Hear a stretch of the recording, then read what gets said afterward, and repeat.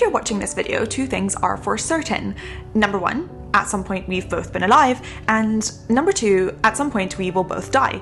Actually, I might already be dead when you're watching this video, in which case this is slightly more morbid, and also special hi to you. I think that we discuss death very little while living, and honestly, I am not advocating that we spend our lives thinking about the abyss and nothingness that is death, but I do think that in completely ignoring thoughts around death, we are missing out on so many great feelings and realizations that come around thinking about the end of life. I would even go so far as to say that once in a while, remembering that we will die makes our life so much better for ourselves and for others around us. In this video, I'm going to talk about this and some other reasons why I think everyone should just buy a skull to have in their house. Before I get into the video, I just want to say that, of course, the topic of death and dying can be quite triggering. So if you feel that this is not the right video for you right now, please don't watch it. But otherwise, here are 5 reasons why I think everyone should buy a skull. Number 1 is the obvious Memento Mori, which means a reminder that we will all die.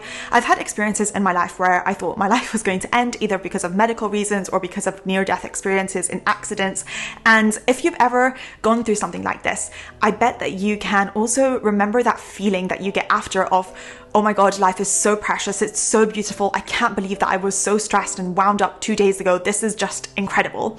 And it's very difficult to get to this stage in a safe way. It usually is awful things that make us feel this way, but I think to some extent having an object or having something around you to remind you that life is brief, life is short, and therefore it is beautiful is a good way to kind of get these small doses of pleasure throughout your life. In the past, it was actually quite common to have real skulls on your table, and you can see these in like older paintings, and I actually used to have a real skull on my table in my first year of medical school. However, I did have to return that to the university, so this is a fake. I love the segment from the Homer's Iliad, which says, "Everything is more beautiful because we're doomed. You will never be lovelier than you are now, and we will never be here again." And I just think this is absolutely beautiful if you can see it in the right way. The second reason that I keep a skull, and this is a very personal one to me, is centered around beauty.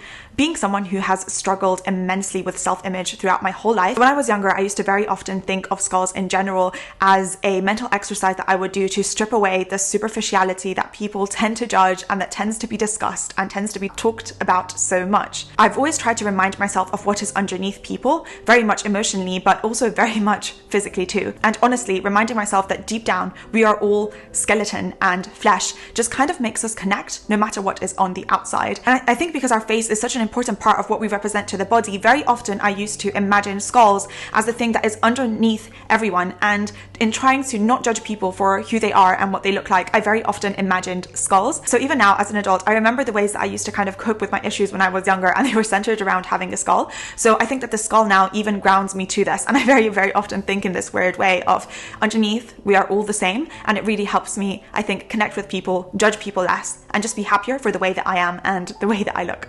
The next reason that I love holding onto a skull is that it helps me not hold onto my life so tightly and control everything.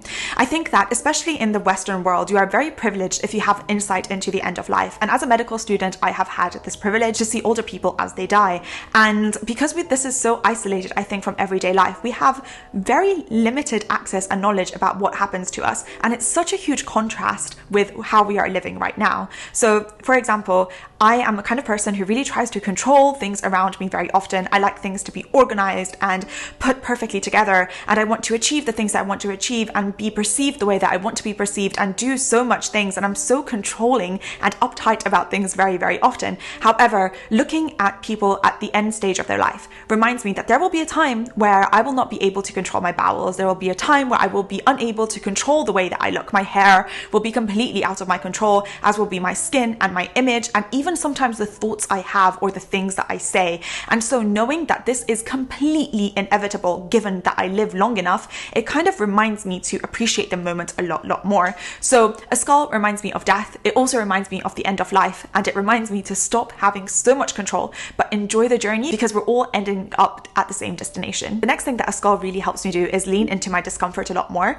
I think looking at a skull reminds me that one day I'm going to look like this, and this might be slightly uncomfortable. I know I say it very easily, specifically because I've done this mental exercise a lot. I know that it creeps people out when I mention it, but I know that one day I'm going to end up looking like this. And therefore, I think that between now and then, I should be doing the absolute most. I should be a lot less insecure. I should have a lot less issues. I should be seeking more experiences. I should be doing so much more without the limits that I usually have around insecurities and issues. So therefore, I think a skull reminds me to enjoy the moment, live my life to its fullest as much as I can. Another thing that a skull does for me is that it reminds me of the beauty of the human form. I just love the human body, both from a medical perspective and from an artistic perspective, and I kind of like to have as much of both in my life. So I think having a representation of a part of a human body is just something I always wanted in my room, and I think a skull is just a great way because it's connected to the facial expression. So even as an artistic piece on my desk, I think it looks super, super cool, and I really appreciate it. And lastly, I believe that as people, we are just as much, if not more, limited by our thoughts than our actual conditions in our life. I know this is very easy to say sometimes or in some groups,